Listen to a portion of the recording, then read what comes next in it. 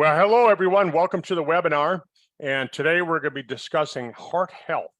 Heart health. It's Heart Healthy Month, and how appropriate since it's Valentine's Day next week already. And just what, 4 days away? 4 days away. I think it's it's the 10th today.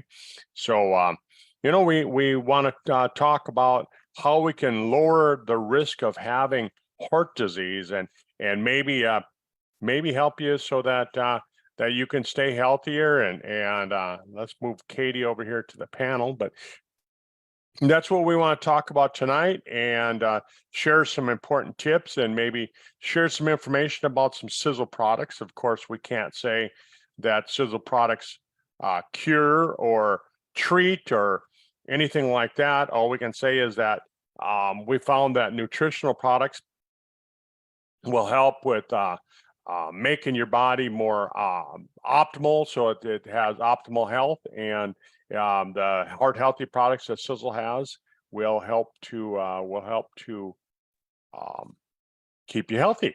So, hello. Hey, Katie, welcome to the webinar. How are you tonight? Great. How are you doing today? I'm doing really good. I'm doing really good. You know, one of the first signs of spring up here in North Dakota is when we see some of the birds coming back. And today I was out walking the dogs and I saw a robin. So, oh, fantastic. You bet. Do you have robins down there? No, we've got like lorikeets and cockies, cockatoos, different native birds. Yeah, robins are a little bird about that big, and they got a red breast on them, and so pretty.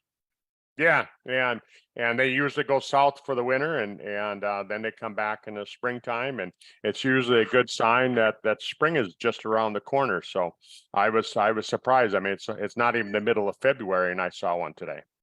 Oh, well, that's good. That's good.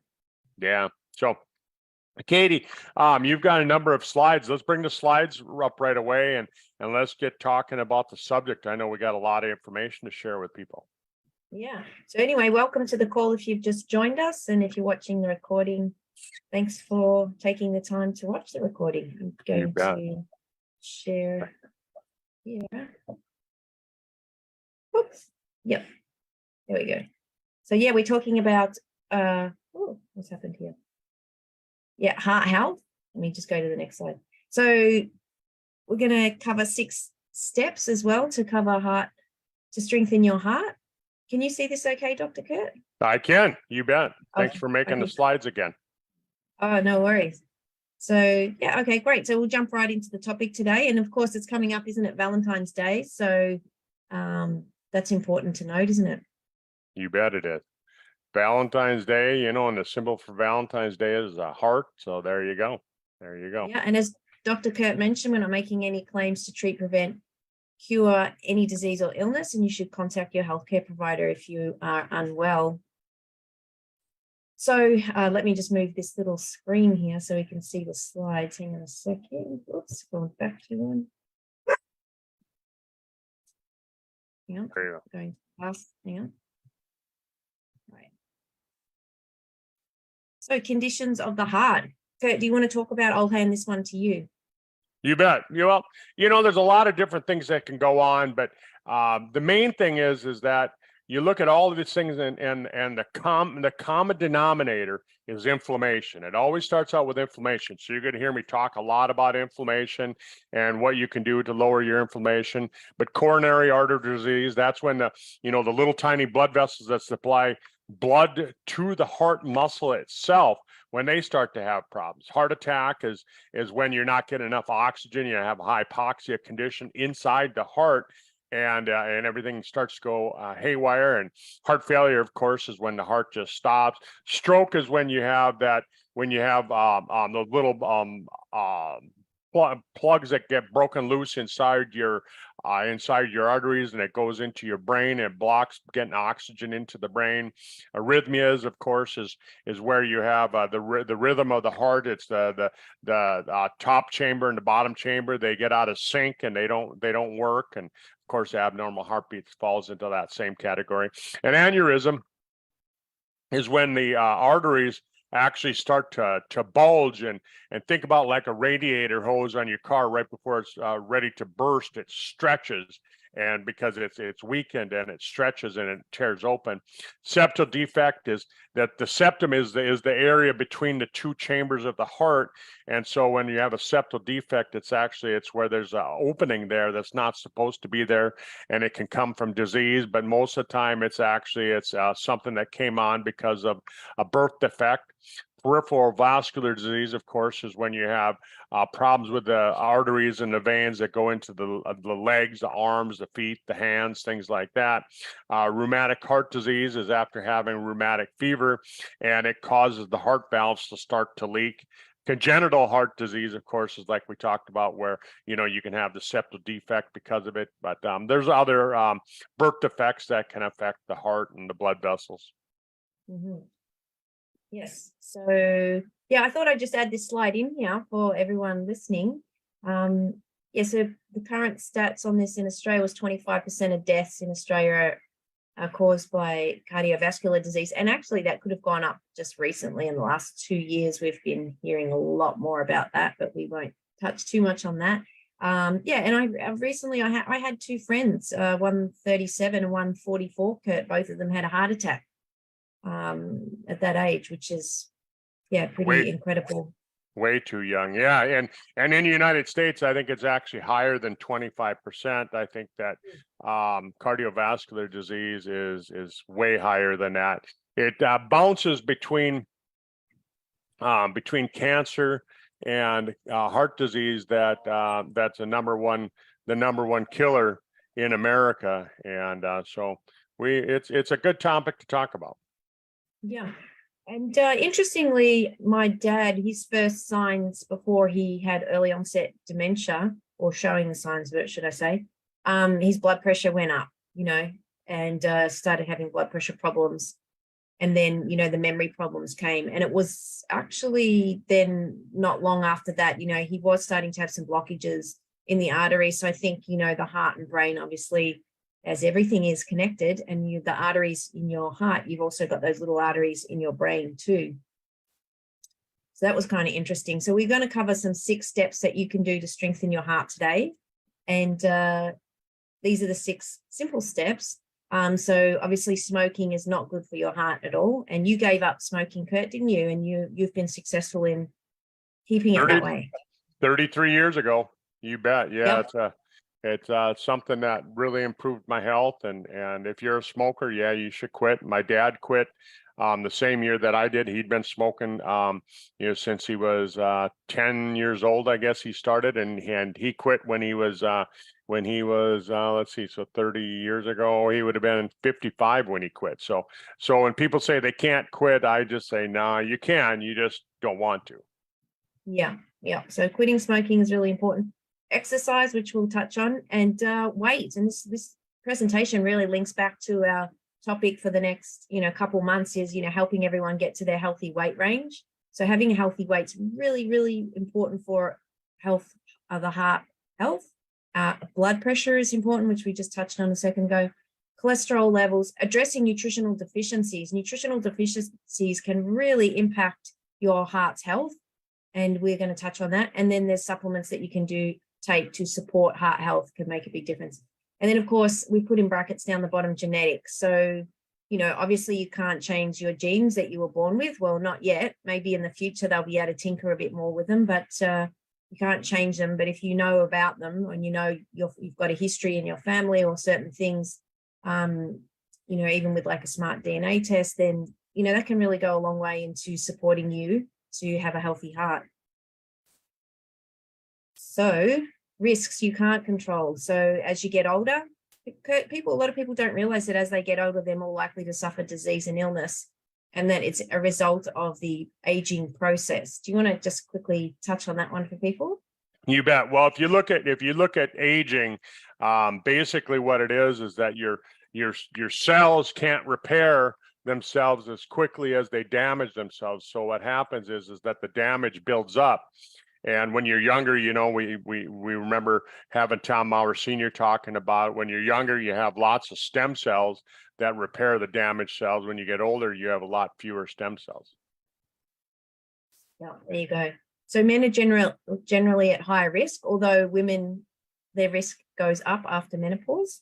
Your ethnic background, so certain people from different origins are more likely to have a higher risk.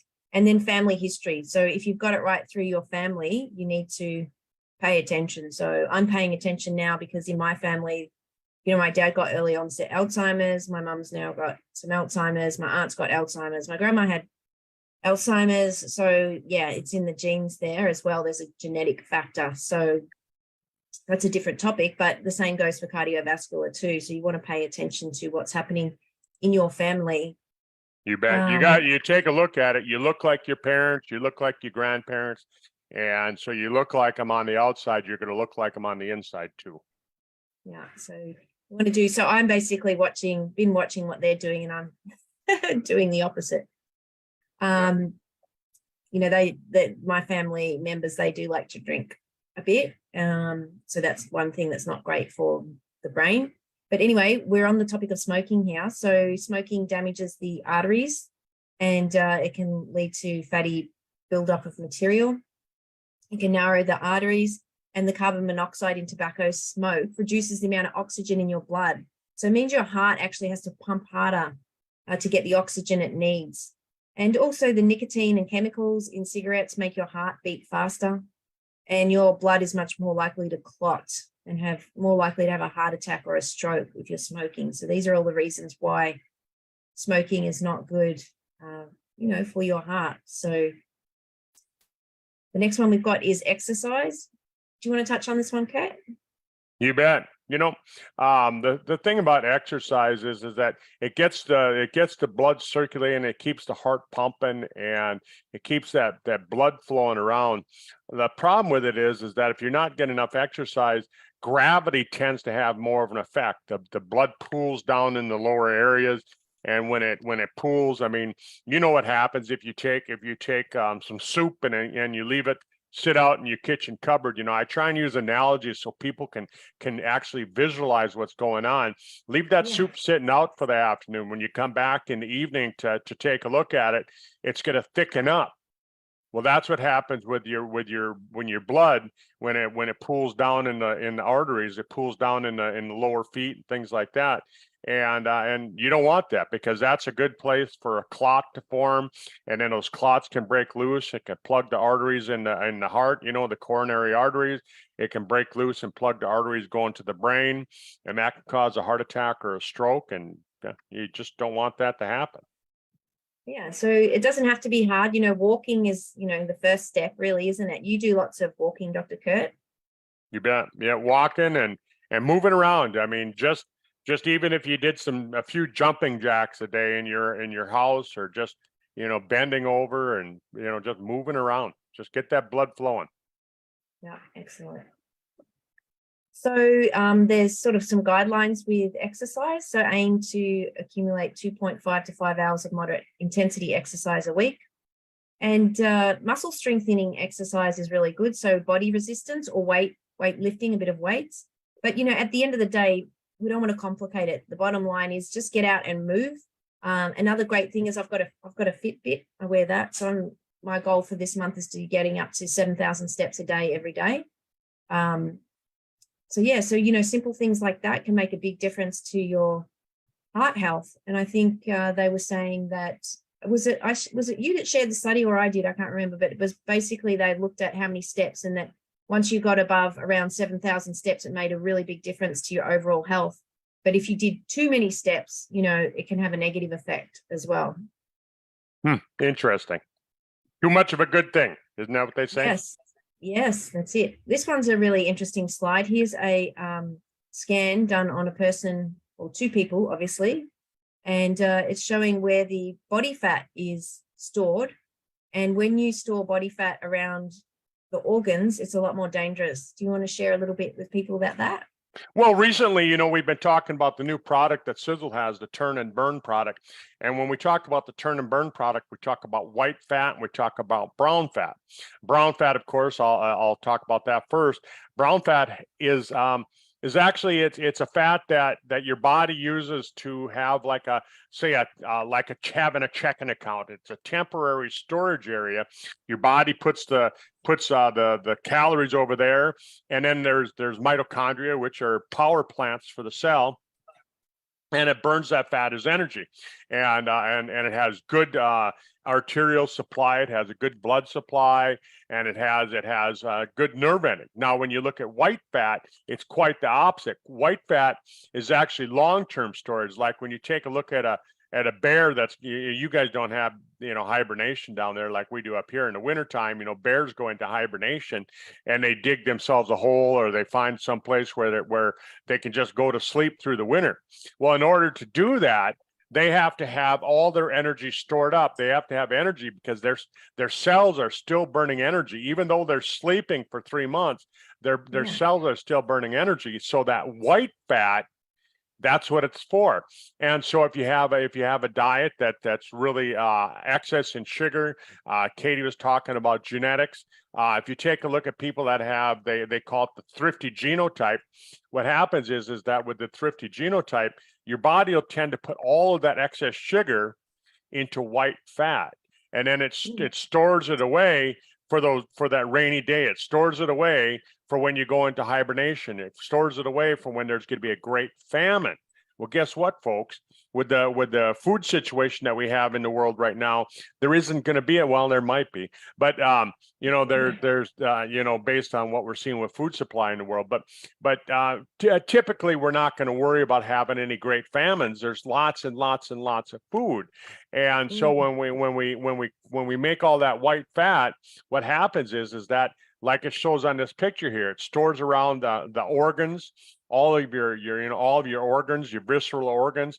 They have fat that surrounds them. You have fat that surrounds the heart. And if you've ever butchered up an animal, we call it tallow. It's a real heavy, dense fat. It doesn't have a good nerve supply. It doesn't have a good blood supply. And so what happens is that's why it's so hard on the cardiovascular system, because your heart has to beat so hard to push that blood through the fat cells in order to keep that blood circulating. And then what ends up happening is that your organs get surrounded by that white fat as well. And I mean, it's just not good. It's just not good. So you want to try and reduce the amount of sugars and things that you eat that are going to cause that white fat to grow. So yeah. Okay, great. So that's really good picture there. So manage your weight. So yeah, at the moment we're running the weight loss challenge. It's not too late to enter. If you want to join our group, then please do so. I'm doing weekly little webinars, check-ins on the Monday nights. Kurt's sending text messages, and we're helping to motivate you and keep you on track with your weight. So if you're interested, reach out. Blood pressure. So blood pressure plays a role, obviously, in heart health, Dr. Kurt. You bet. Blood pressure is so important, and the thing about it is that we hear people saying that, 120/80 is the normal. It's the normal average. It's not the normal, because you're going to have somebody who's real small. They're not going to need as much blood pressure. You're going to have somebody who's in really good cardiovascular shape. They're not going to need to have as high a blood pressure. And then you're going to have bigger people, I'm not talking big as in fat, but bigger people, and they're just going to have higher blood pressure because it takes longer. It takes more to push it around. But when the blood pressure gets uncontrolled to where it's having to work harder to push that blood around, what ends up happening is that it tears the little arteries. And there's where the problem comes in, because when it tears those little arteries, the little micro tears in the arteries, those can turn into what we talked about earlier. We talked about the aneurysm. What happens is the body tries to plug up those micro tears, and it lays down a layer of cholesterol inside the artery.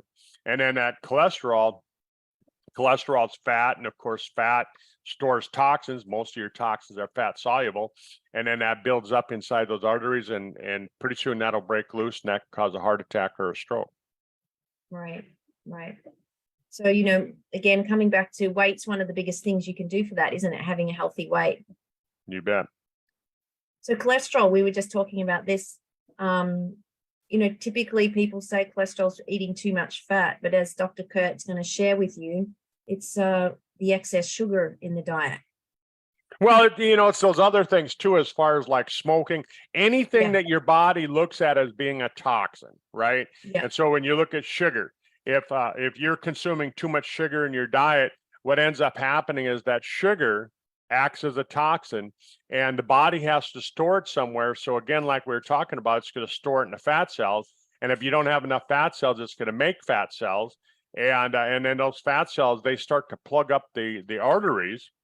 And when they start to plug up the arteries, then what ends up happening is that there's little micro tears in the arteries, and then there's a biofeedback system in the body through the brain. It tells the body to produce cholesterol. So the liver actually produces cholesterol. The bad cholesterol is actually produced by your liver, and then what that does is that plugs those arteries even more. And it's just kind of a circling type of effect. It circles back, and all of a sudden now you've got arteries that are plugged. And it could have started just by eating too many donuts every day. Right. Yeah.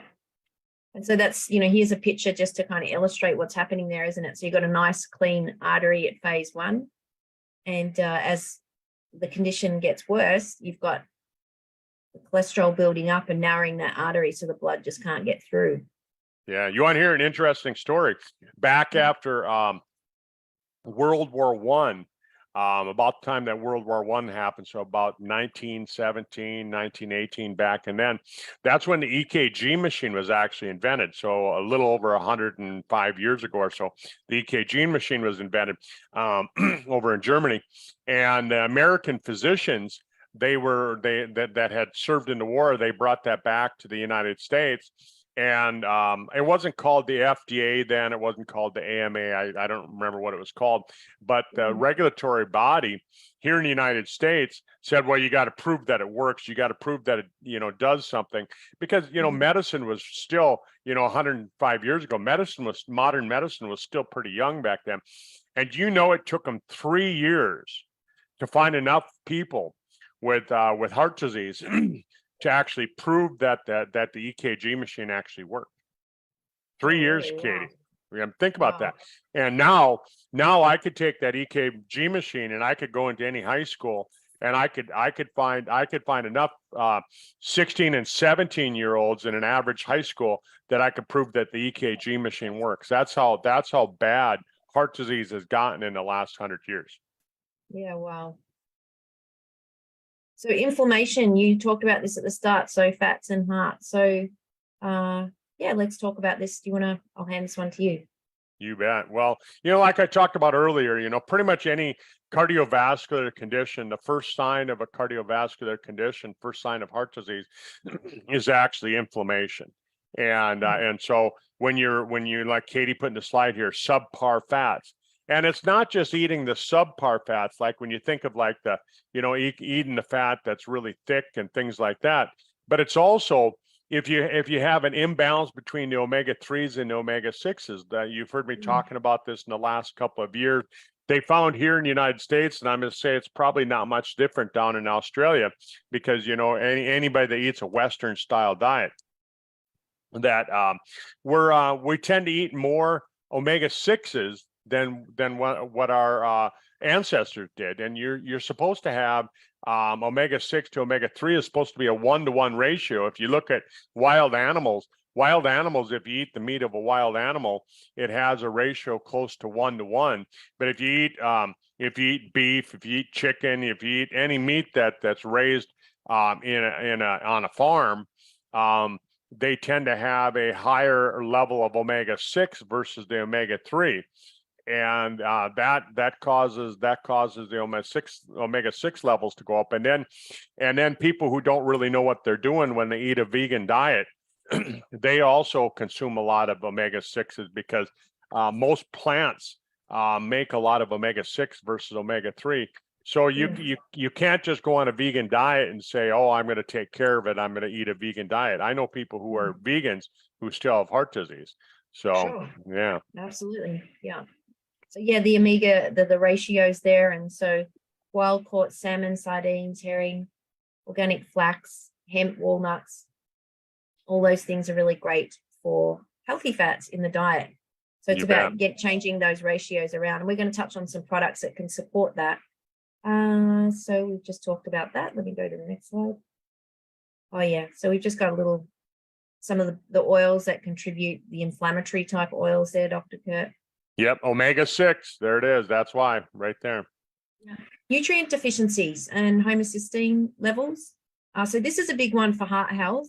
And unfortunately, I've got this genetic problem. I don't absorb B6, 9, or 12 properly. I don't methylate those vitamins. And so, it's better for me to have it in the active form and more of it than a normal person who doesn't have this problem. And that is really important for heart health. So coronary heart disease is implicated in deficiencies in these vitamins. I know my dad had this problem, and also then interlinks with Alzheimer's there as well, because if you're B12 deficient, one of the symptoms can be dementia. So I'm quite certain, Kurt, that he was B12 deficient. The thing is, it's an easy thing to correct if you know that the problem exists. So those are really important nutrients there, really important vitamins. We've got a little testimonial from you actually here. Let me see if it'll play. It goes for 2 minutes. Hi. I'm recording this call. Okay, so great.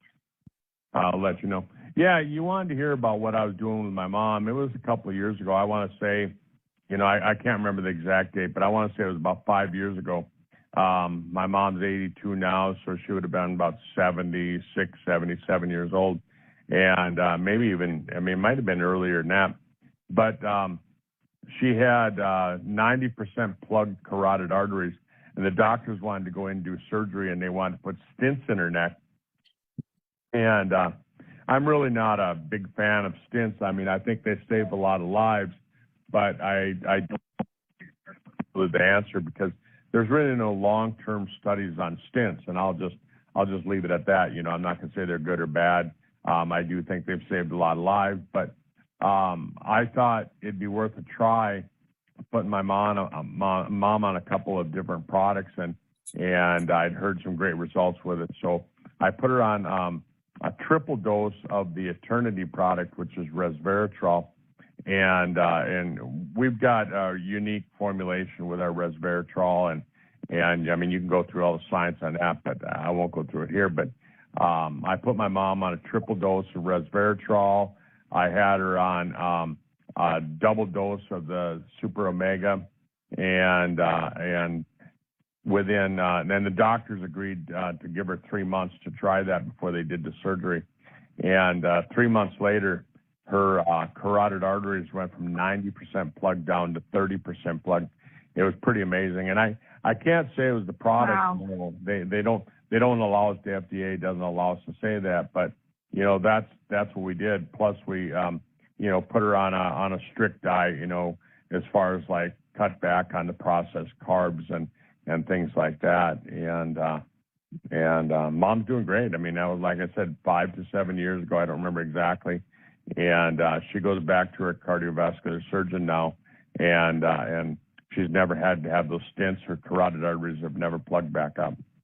Yeah, so that's a great testimonial. Yeah, Dr. what's great on that is that the cardiovascular doctor that she sees, he keeps having her come back every year because he keeps thinking, well, it's going to come back. And so he goes and he tests those carotid arteries every year, and they've remained open for the entire time. They've never gone back and gotten plugged up again. Fantastic. How wonderful. Yeah. So the next, go on. Oh, I was just going to say, as far as when you take a look at the two products that we were using with the resveratrol, resveratrol is really great. It helps in a couple of ways. It helps with the SIRT1 genes, which are the genes that help damage DNA.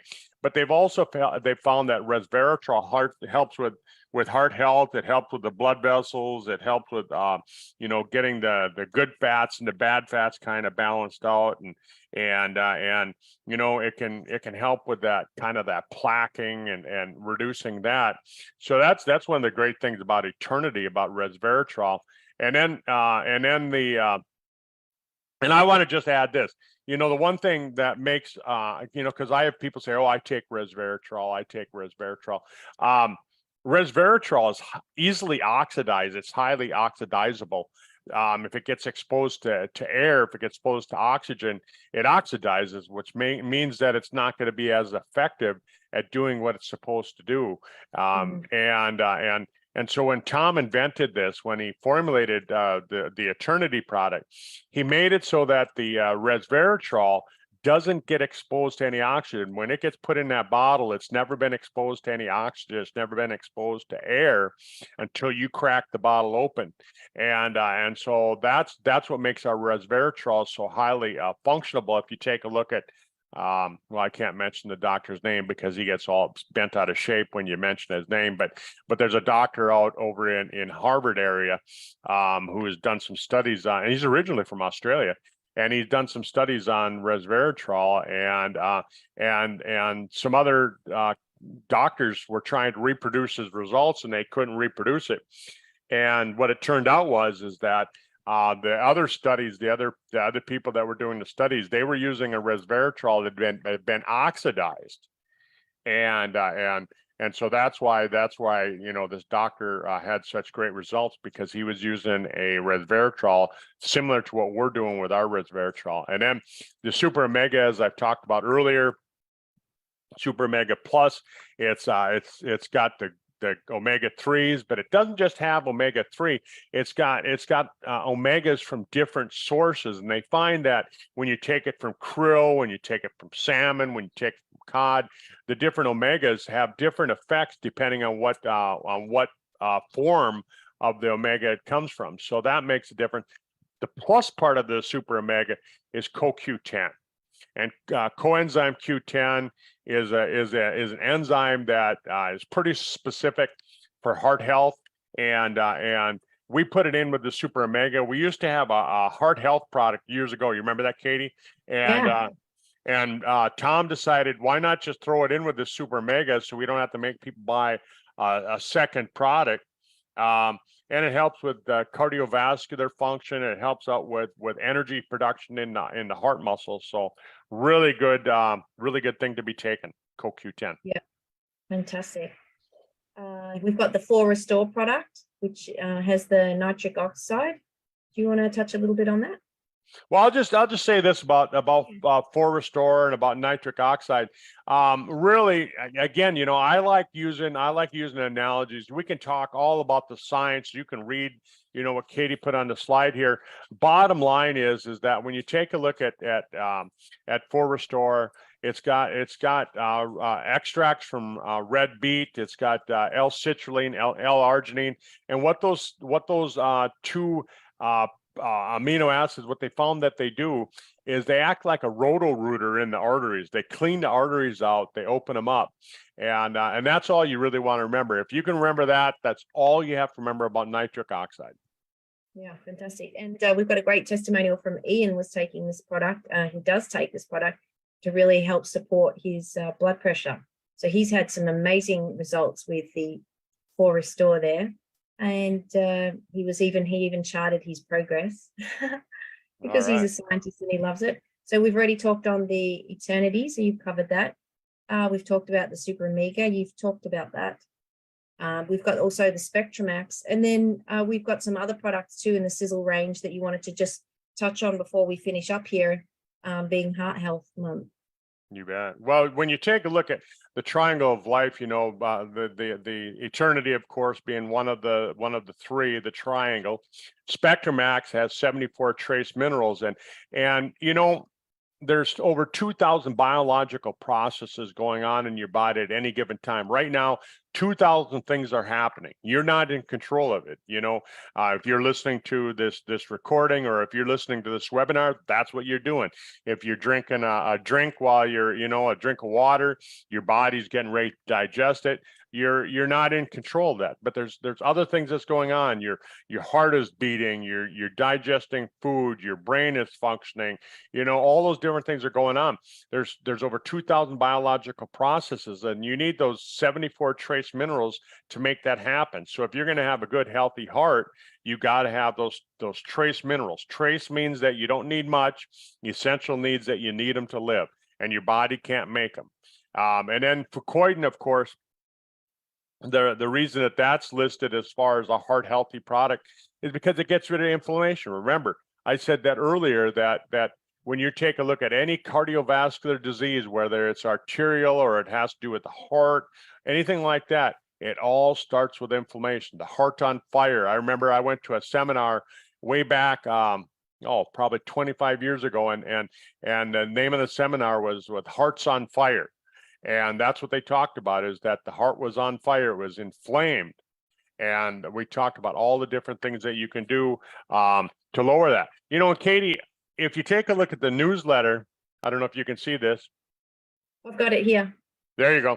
Take a look at that. If you scroll over to that page 3 over there, the page that says 229 billion every 34 seconds. If you if you go to that and you look at that, I mean, it basically says every minute 2 people have a heart attack in the United States. Every minute. Right now, in the last 30 minutes that we've been doing this call, 60 people have had a heart attack in the United States. And so it's really important that we talk about this kind of thing, because I think it's going to get worse before it gets better, based on some of the things that we're seeing going on in the world. But we've talked about the omega-3 fatty acids. We've talked about the super omega. We've talked about eternity, and we've talked about resveratrol. Turn and Burn also has some resveratrol, but I don't really consider it a resveratrol product just because it doesn't have very much. And then you take a look at magnesium. Magnesium is so important because magnesium helps create that balance with sodium and magnesium. What it does is that, remember that your heart has kind of a computer, a timer in it that says, the one half of the heart beats now, the next half beats then, beat now, beat then. And so it has to work in sync. If it gets out of sync, you get that arrhythmia, or you can have a lot of problems. Like you hear these young people, these young athletes having this heart disease where they're falling over dead out in the field. And what's happening is the heart's getting out of rhythm. And magnesium really helps kind of keep that in rhythm. You look at CoQ10, it recharges the mitochondria, like we were talking about earlier. It's found in Super Omega Plus. Curcumin, oh man, it's a great anti-inflammatory. It's found in Brain Vitality. It's found in Turn and Burn. It's found in the Renovator product. It's found in a couple other different products as well, but curcumin is a great product for getting rid of inflammation. Green tea extract is found in the coffee. The tea is found in the Fire and Ice. It's found in the Turn and Burn. Helps to lower the bad cholesterol. Helps to lower triglycerides. Helps to make it so that your cardiovascular system and your sugar levels are normal, like Katie was talking about. Folic acid is so important. And some people like Katie, their body doesn't process regular folic acid, so you have to take a specialized form in order to control those homocysteine levels and keep that normalized. But we've got folic acid in the Encompass, we've got it in the Sizzling, we've got it in the Spectromax, the Sport, and the Brain Vitality. A vitamin K2. It's in the calcium K2 product. They talk a lot about K2 when it comes to bone health, but they're really finding that K2 is so much more important. It's involved with cardiovascular health. It's involved with the nerves. It's involved with so many different things. Even with your immune system, K2 is so important. And then the niacin, the main one that I think of when I think of niacin is the age pill.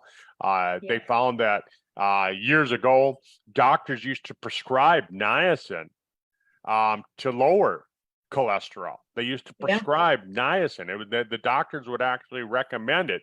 And they quit doing that, of course, when they came out with all these cholesterol medicines, so now they use that instead, but it really doesn't work the same. The niacin is so much healthier.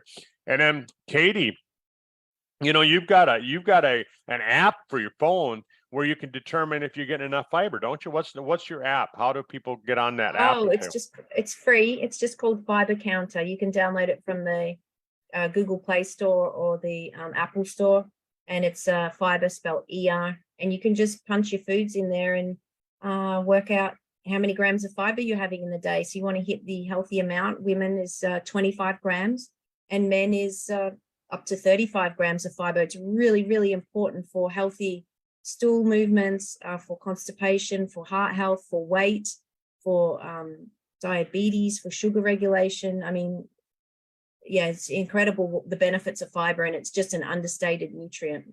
You bet it is. And again, I like to use an analogy. I mean, why would you want to use fiber? Well, fiber soaks up the bad fat. Whenever there's an oil spill, I don't know if you guys ever have any oil spills down in the ocean around Australia and New Zealand, but up here in the United States, there's been several times when there's been an oil spill. You think of the Valdez, it was up by Alaska. It sprung a leak in this big oil tanker, and there was thousands and thousands of gallons of oil that was being spilled out in the ocean. And so what did they dump in the ocean water to soak up the oil? Fiber. They dumped fiber into the ocean, and the fiber soaked up all the oil. So think about that. Oil is fat, right? So if you want to get the bad fat out of your body, you got to get the fiber, and just think of kind of the oil spill. And there's a great analogy for doing that. And then we talk about ribose. Ribose is one of the building blocks of ATP, and ATP is the cellular energy, and that's found in the H pill. So ribose is a really good nutrient for keeping your energy levels up. If you got energy, you're going to have ATP, and it's going to help tend to keep the heart in better shape. That's it. All right. Thanks for joining us. We've gone a little bit over today, but it's such an important topic, our heart, You bet. The center of the world. You bet. Well, everybody have a happy Valentine's Day. Make sure and keep a healthy heart, and do whatever you can, spread the word to other people. Let them know that there's something they can do. There's something they can do. We can't say cure, treat, but we can say we can optimize your cardiovascular system. Yeah, fantastic. All right. Have a great day. Bye, everyone. Bye.